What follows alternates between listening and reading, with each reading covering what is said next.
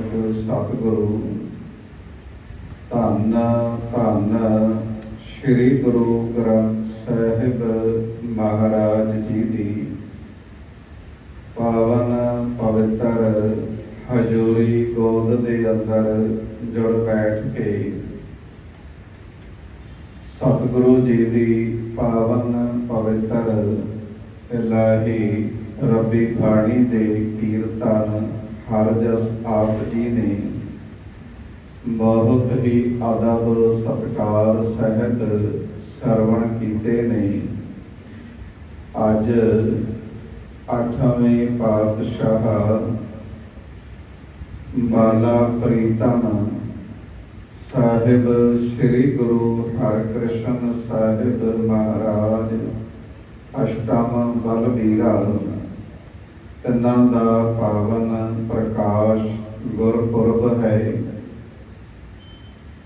ਸ੍ਰੀ ਹਰਿਕ੍ਰਿਸ਼ਨ ਧਿਆਈਐ ਜਿਸ ਡਿਠੇ ਸਭ ਦੁੱਖ ਜਾਏ।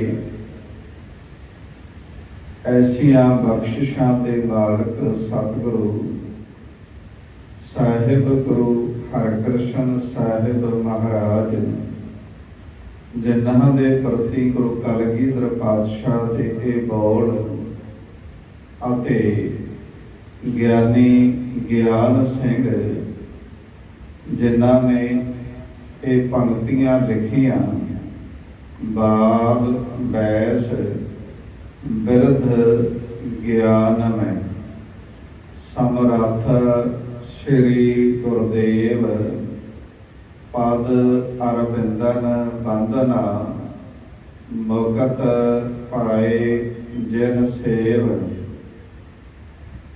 ਜਿਨ੍ਹਾਂ ਦੀ ਅਰਬਲਾ ਸੰਸਾਰਕ ਨਜ਼ਰ ਤੇ ਜੇ ਦੇਖਦੇ ਹਾਂ, ਦੁਨਿਆਵੀ ਅੱਖਾਂ ਦੇ ਨਾਲ ਜਦੋਂ ਦੇਖਦੇ ਹਾਂ ਤੇ ਐਸਾ ਪ੍ਰਤੀਤ ਹੁੰਦਾ ਹੈ, ਐਸਾ ਨਜ਼ਰ ਆਉਂਦਾ ਹੈ ਕਿ ਬਾਲ ਬੈਸ ਉਹ ਬੱਚੇ ਨੇ ਉਮਰ ਕਰਕੇ,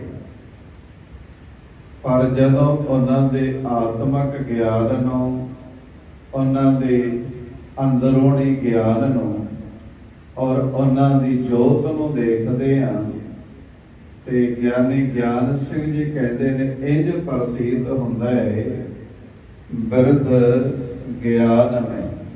ਉਹ ਗਿਆਨ ਕਰਕੇ, ਜੋਤ ਕਰਕੇ, ਆਤਮਕ ਸਮਝ ਸੂਝ ਕਰਕੇ ਬਜ਼ੁਰਗ ਨੇ, ਵੱਡੇ ਨੇ। ਸਾਹਿਬ ਸਤਿਗੁਰੂ ਗੁਰੂ ਹਰਿਕ੍ਰਿਸ਼ਨ ਸਾਹਿਬ ਮਹਾਰਾਜ ਸਮਰੱਥ ਨੇ, ਸਭ ਕੁਝ ਕਰਨ ਦੇ ਯੋਗ ਨੇ। ਉਹਨਾਂ ਦੇ ਚਰਨਾਂ ਦੇ ਵਿੱਚ ਨਮਸਕਾਰ ਹੈ, ਉਹਨਾਂ ਦੇ ਚਰਨਾਂ ਦੇ ਵਿੱਚ ਡੰਡੌਤ ਹੈ। ਪਦ ਅਰਵਿੰਦਨ ਬੰਦਨਾ, ਬੰਦਨਾ ਕਹਿੰਦੇ ਨੇ ਨਮਸਕਾਰ ਕਰਨੀ। ਮੁਕਤ ਪਾਏ ਜਿਨ ਸੇਵ, ਜਿਨ੍ਹਾਂ ਦੀ ਸੇਵਾ ਕਰਕੇ ਦੁਨੀਆ ਦੇ ਅੰਦਰ ਅਨੇਕਾਂ ਲੋਕਾਂ ਨੇ ਸੁਖ ਪ੍ਰਾਪਤ ਕੀਤਾ ਹੈ ਔਰ ਜੀਵਨ ਦੇ ਅੰਦਰ ਆਤਮਕ ਆਨੰਦ ਪ੍ਰਾਪਤ ਕੀਤਾ ਹੈ। ਦੁਨੀਆ ਦਾ ਇੱਕ ਪੈਮਾਨਾ ਹੈ ਕਿ ਦੁਨੀਆ ਦੇ ਲੋਕ ਦੁਨਿਆਵੀ ਅੱਖਾਂ ਦੇ ਨਾਲ ਦੇਖਦੇ ਨੇ ਔਰ ਉਹ ਕੁਝ ਬਿਆਨ ਕਰਦੇ ਨੇ ਜੋ ਨਜ਼ਰ ਆਉਂਦਾ ਹੈ, ਪਰ ਆਤਮਕ ਗਿਆਨ ਉਸ ਤੋਂ ਕੁਝ ਵੱਖਰਾ ਹੈ। ਔਰ ਜੋਤ ਜਦੋਂ ਗੁਰੂ ਦੀ ਆਉਂਦੀ ਹੈ, ਉਸ ਦੇ ਅੰਦਰ ਜੋ ਸਤਿਗੁਰੂ ਜੀ ਨੇ ਬਖਸ਼ਿਸ਼ ਕੀਤੀ ਉਹ ਸੰਸਾਰ ਤੋਂ ਅਲੱਗ ਹੈ। ਦੁਨੀਆ ਦੇ ਅੰਦਰ ਔਰ ਦੁਨੀਆ ਦੇ ਲੋਕ ਆਪਣੇ ਗਿਆਨ ਕਰਕੇ, ਆਪਣੀ ਅਕੈਡਮਿਕ ਐਜੂਕੇਸ਼ਨ ਦੇ ਕਰਕੇ ਜਿੱਥੇ ਦੁਨੀਆ ਦੀ ਵਿਆਖਿਆ ਕਰਦੇ ਨੇ ਔਰ ਜੋ ਕੁਛ ਦੁਨੀਆ ਦੇ ਵਿੱਚ ਨਜ਼ਰ ਆਉਂਦਾ ਹੈ ਉਸ ਦੀ ਵਿਆਖਿਆ ਹੋ ਸਕਦੀ ਹੈ, ਕਿਉਂਕਿ ਜੋ ਕੁਛ ਅਸੀਂ ਦੇਖਦੇ ਹਾਂ ਉਹ ਸਭ ਕੁਝ ਸੀਮਾ ਦੇ ਅੰਦਰ ਹੈ। ਉਸ ਦਾ ਕੋਈ ਆਧਾਰ ਹੈ ਦੁਨੀਆ ਦੇ ਅੰਦਰ ਔਰ ਉਸ ਦੀ ਵਿਆਖਿਆ ਹੋ ਸਕਦੀ ਹੈ, ਪਰ ਜਦੋਂ ਗੁਰੂ ਨੂੰ ਦੇਖਦੇ ਆ ਔਰ ਗੁਰੂ ਦੀ ਜੋਤ ਦੇਖਦੇ ਆ गुरु की व्याख्या नहीं हो सकती, सतगुरु की वडियाई होती है। सतगुरु की सीमा कोई नहीं, गुरु की सीमा कोई नहीं, गुरु सीमा तो बाहर है। जे मनुख अपने संसारी ज्ञान करके वख्यान करन दा यतन करे, किवें हो सकदा है पिंगल पर्वत पार परे। कोई पिंगला मनुख पर्वत ते चढ़ सकदा है, ये दुनियावी समर्था नहीं है। दुनिया के लोग इसकी व्याख्या नहीं कर सकते। खल चतुर बाकी धल, एक मूर्ख मनुख अज्ञाता बन जाए, विद्वान बन जाए। दुनिया के लोग इसकी व्याख्या नहीं कर सकते। ये तो गुरु की बख्शिश है, ये तो गुरु की जोत है। और जिस गुरु हरकृष्ण साहिब महाराज जी नूं गुरु कलगीधर पातशाह महाराज ने आख्या है, श्री हरकृष्ण ध्याई है जिस डिठे सब दुख जाए। दो गल्लां ने, एक दर्शन करने दीदार करने, एक है ध्याना जपना आराधना। और चाहिदा है जिंदगी दे अंदर के गुरु दे दर्शन कर लईए, गुरु दे दीदार कर लईए, करने चाहिए ने। एक श्लोक गुरु अर्जन पातशाह महाराज जी का असीं रोज मर्रा दी जिंदगी दे अंदर जे सतगुरु दी दरसाई मर्यादा नूं असीं कमाउंदे हां, ਉਹ ਸ਼ਲੋਕ ਅਸੀਂ पढ़ते भी हाँ सुनते भी हाँ। अंतर गुर आराधना जिहवा जप गुर नाम। इस शलोक के अंदर चार कर्मां की गल कीती है, चार काम ने। एक है अंदर आत्मे आराधना करनी, जिहवा जप गुर नाम। रसना के राही परमात्मा नूं चेते करना, सिमरना, ये दो काम ने। और आराधना घर बैठ के हो सकती है, गड्डी चलाउंदियां मनुख अपने अंदर आत्म चिंतन कर सकता है, आराधना कर सकता है। रसना के राही जप भी सकता है। मनुख घर परिवार दे विच रहिंदियां काम काज करदियां जप सकता है, ध्या सकता है। पर जिहड़ा तीसरा काम है, पातशाह कहंदे ने नेतरे सतगुर पेखना। और नेत्रां दे राही दर्शन करने होण, वो घर बैठ के नहीं हो सकते। सतगुरु दे कोल आउणा पएगा। अज बहुतात दे अंदर साडी ऐसी रोजमर्रा दी जिंदगी जीवन ऐसा बन चुके है, चाहुंदे आ घर बैठे आ सब कुछ हो जाए। ते पातशाह कहंदे ने नहीं, गुरु दे दीदार करन वास्ते गुरु दे कोल आउणा पैणा है। मुबारक है घर बैठ के आराधना करनी, नाम जपना। पर जदों नेत्रां ने सफल होना है और नेत्रां दे विच जोत गुरु दी पैणी है, फिर गुरु दे कोल आउणा पैना है। नेत्री सतगुर पेखना, श्रवणी सुनना गुर नाम। और कन्ना ने सुनना है ते सत संगत चाहिदी है। संगत दे विच बैठांगे ताही कन्ना ने सुनना है। ये जिहड़े दो काम ने इन्हां वास्ते लाजमी है गुरु दे कोल आके गुरु की संगत दे विच बैठना, गुरु के चरनां दे विच आके गुरु दे दीदार करने और बाणी नूं सरवण करना। इसलिए गुरु दे कोल आउणा है। सतगुरु सच्चे पातशाह ने जिथे ये चार काम सानू दिते ने, दो घर बैठ के हो सकते ने, पर जदों गुरु की संगत दे विच आ गए फिर चारे ही काम हो जाते हैं। आराधना भी होंदी है, जपिया भी जाता है, दीदार भी होंदे ने और मनुख श्रोता भी बन जाते हैं। ये वडियाई है, ये महंता है गुरु की संगत दी। और गुरु की संगत करने वास्ते सतगुरु ने सानू प्रेरणा दी है। केवल प्रेरणा नहीं, सतगुरु ने हुक्म भी किया है, मेरे माधव जी सत संगत मिले सो तरया। गुरु की संगत करनी, ਤੇ ਸਾਹਿਬ ਗੁਰੂ ਕਲਗੀਧਰ ਪਾਤਸ਼ਾਹ ਮਹਾਰਾਜ ਕਹਿੰਦੇ ਨੇ ਕਿ ਸ੍ਰੀ ਗੁਰੂ ਹਰਿਕ੍ਰਿਸ਼ਨ ਸਾਹਿਬ ਮਹਾਰਾਜ ਜਿਨ੍ਹਾਂ ਦੇ ਦਰਸ਼ਨ ਕੀਤੇ ਆ, ਜਿਨ੍ਹਾਂ ਨੂੰ ਜਪਿਆ, ਜਿਨ੍ਹਾਂ ਨੂੰ ਧਿਆਇਆ, ਜੀਵਨ ਦੇ ਸਾਰੇ ਦੁੱਖ ਰੋਗ ਦਰਿਦਰ ਮਿਟ ਜਾਂਦੇ ਨੇ। ਆ ਗੁਰਬਾਣੀ ਦੇ ਅੰਦਰ ਸਤਿਗੁਰੂ ਨੇ ਬਹੁਤ ਵਾਰੀ ਤੀਰਥਾਂ ਦੀ ਗੱਲ ਕੀਤੀ ਹੈ ਔਰ ਗੁਰਮਤਿ ਨੇ ਤੀਰਥਾਂ ਦਾ ਖੰਡਨ ਵੀ ਕੀਤਾ ਹੈ। ਪਰ ਸਤਿਗੁਰੂ ਨੇ ਜਿਸ ਗੁਰਮਤਿ ਦੀ ਸਿੱਖਿਆ ਸਿੱਖ ਦੀ ਝੋਲੀ ਦੇ ਅੰਦਰ ਪਾਈ, ਉਹ ਸੰਸਾਰ ਨਾਲੋਂ ਬੜੀ ਵੱਖਰੀ ਹੈ। ਕੇਵਲ ਤੀਰਥਾਂ ਦਾ ਖੰਡਨ ਨਹੀਂ, ਉਹ ਤੀਰਥ ਕੀ ਹੈ?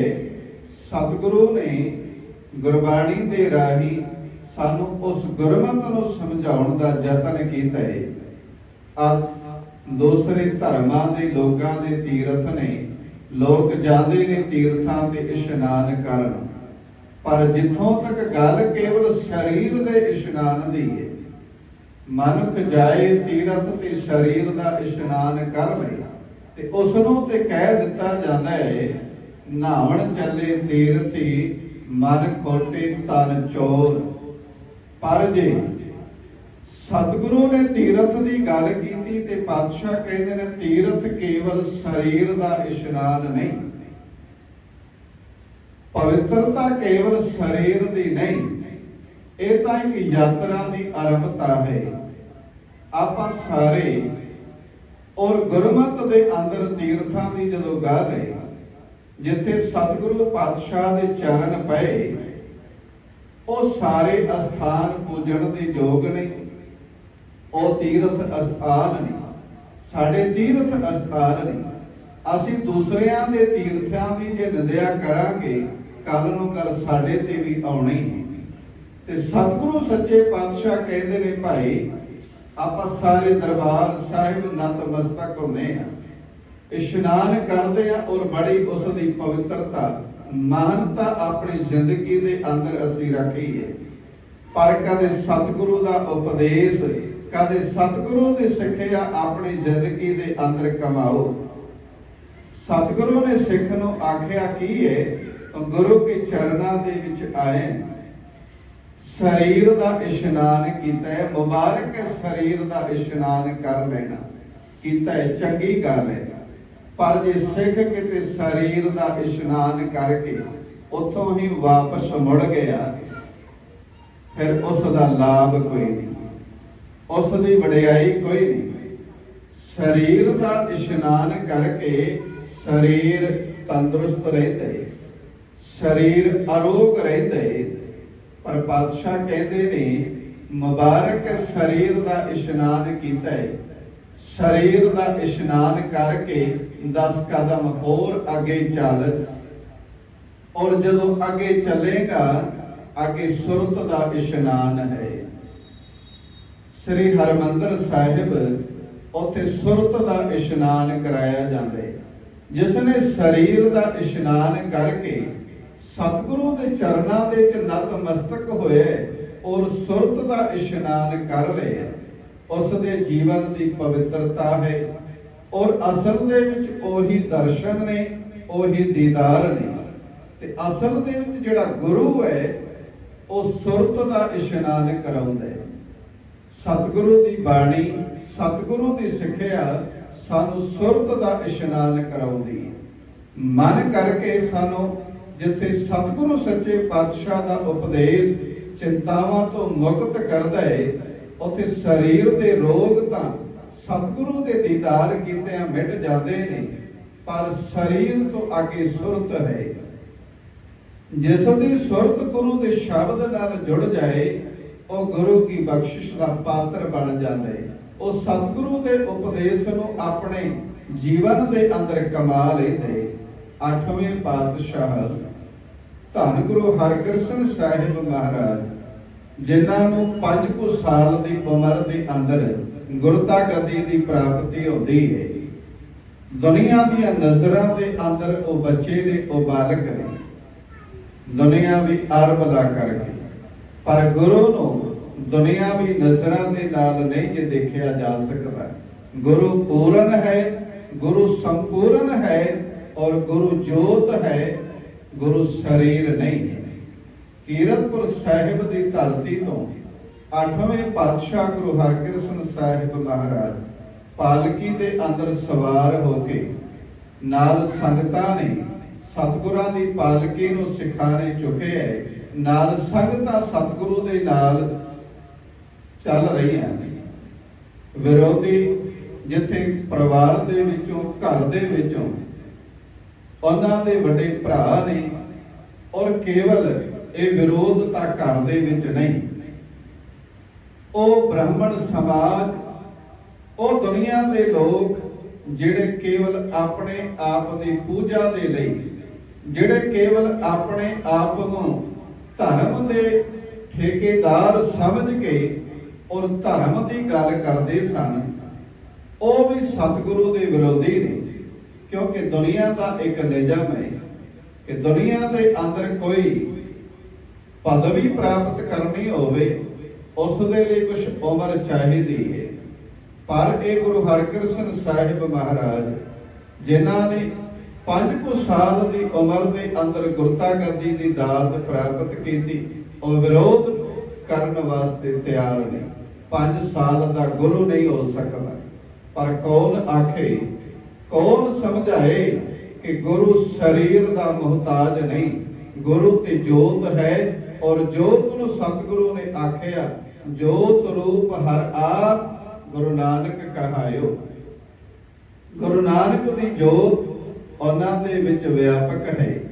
ਪਾਲਕੀ ਦੇ ਅੰਦਰ ਸਤਿਗੁਰੂ ਸਵਾਰ ਨਾਲ ਸਿੱਖ ਸੰਗਤਾਂ ਰਸਤੇ ਦੇ ਵਿੱਚ ਜਾ ਰਹੇ ਨੇ। ਸਾਹਮਣੇ ਕੀ ਦੇਖਦੇ ਨੇ, ਇੱਕ ਬਹੁਤ ਹੀ ਤੜਫਦਾ ਹੋਇਆ ਮਨੁੱਖ ਜਿਸ ਨੂੰ ਕੋਹੜ ਦਾ ਰੋਗ ਹੈ, ਰਸਤੇ ਦੇ ਵਿੱਚ ਲੰਮਾ ਪਿਆ ਹੈ। ਸਿੱਖਾਂ ਨੇ ਪਾਲਕੀ ਥੱਲੇ ਰੱਖੀ। ਸਤਿਗੁਰਾਂ ਨੇ ਪੁੱਛਿਆ, ਭਾਈ ਪਾਲਕੀ ਨੂੰ ਰੋਕ ਦਿੱਤਾ, ਕੀ ਗੱਲ? ਕਹਿੰਦੇ ਨੇ ਮਹਾਰਾਜ ਅੱਗੇ ਰਸਤੇ ਦੇ ਅੰਦਰ ਕੋਈ ਤੜਫਦਾ ਪਿਆ ਹੈ, ਬਹੁਤ ਬਿਮਾਰ ਹੈ, ਔਰ ਬੇਨਤੀ ਕਰਦਾ ਹੈ ਕਿ ਸਤਿਗੁਰੂ ਗੁਰੂ ਹਰਕ੍ਰਿਸ਼ਨ ਸਾਹਿਬ ਮਹਾਰਾਜ ਤਾਂ ਇਸ ਰਸਤੇ ਤੋਂ ਲੰਘ ਸਕਦੇ ਹੋ ਜੇ ਮੇਰੇ ਰੋਗ ਨੂੰ ਪਹਿਲਾਂ ਖਤਮ ਕਰੋ, ਮੇਰੇ ਰੋਗ ਨੂੰ ਪਹਿਲਾਂ ਕੱਟ ਦਿਓ। ਚਾਲ ਤੇ ਵਿਰੋਧੀਆਂ ਦੀ ਸੀ ਕਿ ਸਤਿਗੁਰੂ ਜੇ ਸੰਪੂਰਨ ਨੇ ਇਸ ਦਾ ਰੋਗ ਕੱਟ ਦੇਣਗੇ। ਔਰ ਸਤਿਗੁਰੂ ਦੀ ਵਡਿਆਈ ਕੀ ਹੈ, ਸਤਿਗੁਰੂ ਦੀ ਮਹਾਨਤਾ ਕੀ ਹੈ? ਗੁਰੂ ਕੇਵਲ ਸਰੀਰ ਦੇ ਰੋਗ ਨਹੀਂ ਕੱਟਦਾ, ਗੁਰੂ ਤੇ ਮਨ ਦੇ ਰੋਗ ਵੀ ਕੱਟ ਦਿੰਦਾ ਹੈ। ਔਰ ਸਤਿਗੁਰੂ ਜਿੱਥੇ ਸਰੀਰ ਦੀ ਅਰੋਗਤਾ ਬਖਸ਼ਿਸ਼ ਕਰਦੇ ਨੇ, ਉੱਥੇ ਮਨ ਦੀਆਂ ਚਿੰਤਾਵਾਂ, ਮਨ ਦੇ ਰੋਗ ਵੀ ਸਤਿਗੁਰੂ ਦੀ ਬਖਸ਼ਿਸ਼ ਦੇ ਰਾਹੀਂ ਕੱਟੇ ਜਾਂਦੇ ਨੇ। ਭਾਈ ਗੁਰਦਾਸ ਜੀ ਨੇ ਬੜੇ ਕਮਾਲ ਦੀ ਗੱਲ ਆਖੀ ਹੈ। ਕਹਿੰਦੇ ਨੇ, ਗੁਰ ਗੋਰ ਸਮਾਵੇ। ਗੁਰੂ ਨੂੰ ਕਬਰ ਦਾ ਨਾਮ ਦਿੱਤਾ ਹੈ, ਕਬਰ। ਜਿਸ ਕਬਰ ਦੇ ਅੰਦਰ ਦੁਨੀਆ ਦੇ ਲੋਕ ਮਰਨ ਤੋਂ ਬਾਅਦ ਜਾ ਕੇ ਦਫਨਾਏ ਜਾਂਦੇ। ਭਾਈ ਗੁਰਦਾਸ ਜੀ ਕਹਿੰਦੇ ਨੇ, ਗੁਰੂ ਉਹ ਕਬਰ ਹੈ। ਹੁਣ ਕਬਰ ਕਦੇ ਕਿਸੇ ਨੂੰ ਨਹੀਂ ਕਹਿੰਦੀ ਕਿ ਮਨੁੱਖ ਚੰਗਾ ਹੈ, ਇਹ ਮਾੜਾ ਹੈ, ਇਹ ਕੋਈ ਰੋਗੀ ਹੈ, ਇਹ ਕੋਈ ਤੰਦਰੁਸਤ ਹੈ। ਕਬਰ ਸਾਰਿਆਂ ਨੂੰ ਥਾਂ ਦਿੰਦੀ ਹੈ। ਕਬਰ ਦੇ ਅੰਦਰ ਸਾਰੇ ਲੋਕ ਚੰਗੇ ਹੋਣ, ਮਾੜੇ ਹੋਣ, ਕਿਸੇ ਜਾਤ ਦੇ ਹੋਣ, ਕਬਰ ਸਾਰਿਆਂ ਨੂੰ ਥਾਂ ਦਿੰਦੀ ਹੈ, ਸਾਰਿਆਂ ਨੂੰ ਆਪਣੇ ਵਿੱਚ ਸਮਾ ਲੈਂਦੀ ਹੈ। ਉਹ ਚੰਗਿਆਂ ਨੂੰ ਵੀ ਥਾਂ ਦਿੰਦੀ ਹੈ, ਉਹ ਮਾੜਿਆਂ ਨੂੰ ਵੀ ਥਾਂ ਦਿੰਦੀ ਹੈ। ਭਾਈ ਗੁਰਦਾਸ ਜੀ ਕਹਿੰਦੇ ਨੇ, ਗੁਰੂ ਵੀ ਕਬਰ ਹੈ। ਕਹਿੰਦੇ ਗੁਰੂ ਸਾਰਿਆਂ ਨੂੰ ਥਾਂ ਦਿੰਦਾ ਹੈ, ਗੁਰੂ ਸਾਰਿਆਂ ਨੂੰ ਆਪਣੇ ਚਰਨਾਂ ਦੇ ਵਿੱਚ ਰੱਖਦਾ ਹੈ। ਗੁਰੂ ਦੇ ਕੋਲ ਕੋਈ ਚੰਗਾ ਆਏ, ਕੋਈ ਮਾੜਾ ਆ ਜਾਵੇ, ਕੋਈ ਨੀਵੀਂ ਜਾਤ ਦਾ, ਕੋਈ ਉੱਚੀ ਜਾਤ ਦਾ ਆਏ, ਗੁਰੂ ਸਾਰਿਆਂ ਨੂੰ ਥਾਂ ਦਿੰਦਾ ਹੈ। ਸਤਿਗੁਰੂ ਨਹੀਂ ਦੇਖਦੇ ਕਿਸੇ ਦੇ ਗੁਣ, ਕਿਸੇ ਦੇ ਔਗੁਣ ਨੇ। ਭਾਈ ਗੁਰਦਾਸ ਜੀ ਕਹਿੰਦੇ ਨੇ, ਗੁਰ ਗੋਰ ਸਮਾਵੇ। ਕਹਿੰਦੇ ਜਿਹੜਾ ਗੁਰੂ ਉਹ ਕਬਰ ਦੀ ਤਰ੍ਹਾਂ ਹੈ। ਅੱਜ ਉਹ ਗੁਰੂ ਹਰਕ੍ਰਿਸ਼ਨ ਪਾਤਸ਼ਾਹ ਮਹਾਰਾਜ ਉਸ ਕੋੜੀ ਦੇ ਰੋਗ ਨੂੰ ਦੂਰ ਕਰਦੇ ਨੇ। ਸਤਿਗੁਰੂ ਨੇ ਆਪਣੇ ਨੰਨੇ ਹੱਥਾਂ ਤੋਂ ਆਪਣੀ ਜੇਬ ਦੇ ਵਿੱਚੋਂ ਇੱਕ ਰੁਮਾਲ ਕੱਢਿਆ। ਕਹਿੰਦੇ ਇਸ ਦੇ ਸਰੀਰ ਤੇ ਫੇਰ ਦਿਓ, ਅਰੋਗ ਹੋਵੇਗਾ। ਸਤਿਗੁਰੂ ਦੀ ਬਖਸ਼ਿਸ਼, ਗੁਰੂ ਦੀ ਰਹਿਮਤ। ਜੋਤ ਰੂਪ ਹਰ ਆਪ ਗੁਰੂ ਨਾਨਕ ਕਹਾਇਓ, ਉਹ ਜੋਤ ਗੁਰੂ ਨਾਨਕ ਦੀ ਹੈ।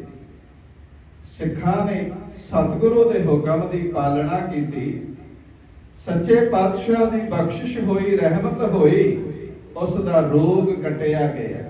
ਔਰ ਪਾਤਸ਼ਾਹ ਨੇ ਕੇਵਲ ਰੋਗ ਸਰੀਰ ਦਾ ਨਹੀਂ, ਪਾਤਸ਼ਾਹ ਕਹਿੰਦੇ ਨੇ ਇਸ ਦੇ ਮਨ ਦਾ ਵੀ ਰੋਗ ਕੱਟਿਆ ਗਿਆ। ਸਰੀਰ ਕਰਕੇ ਤਾਂ ਇਹ ਕੋੜੀ ਸੀ, ਸਰੀਰ ਕਰਕੇ ਅਰੋਗ ਸੀ, ਪਰ ਸਾਹਿਬ ਕਹਿੰਦੇ ਨੇ ਗੁਰੂ ਦੀ ਬਖਸ਼ਿਸ਼ ਹੋਈ, ਇਹ ਮਨ ਕਰਕੇ ਵੀ ਅਰੋਗ ਹੋ ਗਿਆ। ਇਹ ਗੁਰੂ ਦੀ ਵਡਿਆਈ ਹੈ, ਇਹ ਗੁਰੂ ਦੀ ਮਹਾਨਤਾ ਹੈ ਕਿ ਗੁਰੂ ਸਾਰਿਆਂ ਨੂੰ ਥਾਂ ਦਿੰਦਾ ਹੈ। ਤੇ ਗੁਰੂ ਦੀ ਵਡਿਆਈ ਮਨੁੱਖ ਇਹਨਾਂ ਸੰਸਾਰੀ ਅੱਖਾਂ ਤੋਂ, ਸੰਸਾਰੀ ਗਿਆਨ ਤੋਂ ਨਹੀਂ ਕਰ ਸਕਦਾ। ਉਸ ਦੇ ਲਈ ਮਨੁੱਖ ਨੂੰ ਭਾਵਨਾ ਬਣਾਉਣੀ ਪੈਂਦੀ ਹੈ, ਅੰਦਰ ਦੀ ਭਾਵਨਾ ਹੋਵੇ। ਔਰ ਸਤਿਗੁਰੂ ਦੇ ਚਰਨਾਂ ਦੇ ਵਿੱਚ ਆ ਕੇ ਸਿੱਖ ਨਮਸਕਾਰ ਕਰਦੇ, ਬਖਸ਼ਿਸ਼ ਹੋ ਜਾਂਦੀ ਹੈ। ਧੰਨ ਗੁਰੂ ਅਰਜਨ ਦੇਵ ਮਹਾਰਾਜ ਜੀ ਨੇ ਬੜੇ ਕਮਾਲ ਦੀ ਗੱਲ ਕੀਤੀ। ਆਪਾਂ ਬਚਨ ਸਤਿਗੁਰੂ ਦੇ ਪੜ੍ਹਦੇ ਹਾਂ, ਕਹਿੰਦੇ ਸਫਲ ਦਰਸ਼ਨ ਪੇਖਤ ਨੇਤਰ। ਨੇਤਰ ਅੱਖਾਂ ਸਫਲ ਹੋ ਜਾਂਦੀਆਂ ਨੇ ਜਦੋਂ ਗੁਰੂ ਦੇ ਦੀਦਾਰ ਹੋ ਜਾਣ। ਪਰ ਇੱਕ ਬੜੇ ਕਮਾਲ ਦੀ ਪੰਕਤੀ ਹੈ, ਸਤਿਗੁਰੂ ਗੁਰੂ ਅਰਜਨ ਦੇਵ ਮਹਾਰਾਜ ਕਹਿੰਦੇ ਪੂਰਾ ਗੁਰ ਅਖਿਓ ਜਾ ਕਾ ਮੰਤਰ। ਅਖਿਓ ਕਹਿੰਦੇ ਨੇ ਜਿਹੜਾ ਮੰਤਰ ਨਾਸ਼ ਨਹੀਂ ਹੋਣ ਵਾਲਾ। ਗੁਰੂ ਦਾ ਪੂਰਾ ਉਹ ਸ਼ਬਦ ਇੱਕ ਮੰਤਰ ਹੈ ਜਿਹੜਾ ਕਦੇ ਨਾਸ਼ ਨਹੀਂ ਹੁੰਦਾ। ਪੂਰਾ ਗੁਰ ਅਖਿਓ ਜਾ ਕਾ ਮੰਤਰ, ਅੰਮ੍ਰਿਤ ਦ੍ਰਿਸ਼ਟ ਪੇਖਤ ਹੋਏ ਸੰਤ। ਗੁਰੂ ਦੀ ਅੰਮ੍ਰਿਤ ਦ੍ਰਿਸ਼ਟੀ ਕਦੇ ਕਿਸੇ ਤੇ ਪੈ ਜਾਏ, ਗੁਰੂ ਆਪਣੀ ਨਜ਼ਰ ਕਰ ਦਵੇ ਤੇ ਇੱਕ ਨਜ਼ਰ ਦੇ ਅੰਦਰ ਉਹ ਮਨੁੱਖ ਚੋਰ ਤੋਂ ਸੰਤ ਬਣ ਜਾਂਦਾ ਹੈ। ਇੱਕ ਨਜ਼ਰ ਦੇ ਅੰਦਰ, ਇੱਕ ਬਖਸ਼ਿਸ਼ ਦੇ ਅੰਦਰ ਉਹ ਮਨੁੱਖ ਮੂਰਖ ਤੋਂ ਪੰਡਿਤ ਬਣ ਜਾਂਦਾ ਹੈ। ਇੱਕ ਨਜ਼ਰ ਦੇ ਅੰਦਰ ਉਹ ਮਨੁੱਖ ਪਿੰਗਲੇ ਤੋਂ ਸਿਆਣਾ ਬਣ ਜਾਂਦਾ ਹੈ, ਚੱਲਣ ਦੇ ਯੋਗ ਹੋ ਜਾਂਦਾ ਹੈ। ਇਹ ਗੁਰੂ ਦੀ ਬਖਸ਼ਿਸ਼ ਹੈ, ਇਹ ਗੁਰੂ ਦੀ ਰਹਿਮਤ ਹੈ।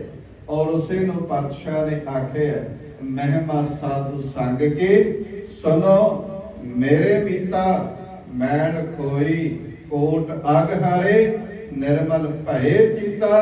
ਜਿੱਥੇ ਉਹ ਸਰੀਰ ਨੂੰ ਅਰੋਗ ਕਰਦੇ ਨੇ, ਉਹ ਮਨ ਦੀ ਮੈਲ, ਚਿੱਤ ਦੇ ਅੰਦਰ ਜਿਹੜੇ ਵਿਕਾਰਾਂ ਦੀ ਮੈਲ ਹੈ, ਮੈਲ ਖੋਈ ਕੋਟ ਅਗ ਹਾਰੇ, ਨਿਰਮਲ ਭਏ ਚੀਤਾ। ਉਹ ਮਨ ਕਰਕੇ ਵੀ ਪਵਿੱਤਰ ਕਰ ਦਿੰਦੇ ਨੇ। ਔਰ ਇਹ ਗੁਰੂ ਦੀ ਵਡਿਆਈ, ਇਹ ਗੁਰੂ ਦੀ ਮਹਾਨਤਾ ਕਿ ਸਤਿਗੁਰੂ ਨੇ ਦੁਨੀਆ ਦੇ ਅੰਦਰ ਜਿੱਥੇ ਆਪਣੇ ਮੁਬਾਰਕ ਚਰਨ ਰੱਖੇ, ਜਿੱਥੇ ਸਤਿਗੁਰੂ ਦੇ ਮੁਬਾਰਕ ਕਦਮ ਪਏ, ਜਿੱਥੇ ਉਹ ਥਾਵਾਂ ਪੂਜਣ ਦੇ ਯੋਗ ਬਣੀਆਂ।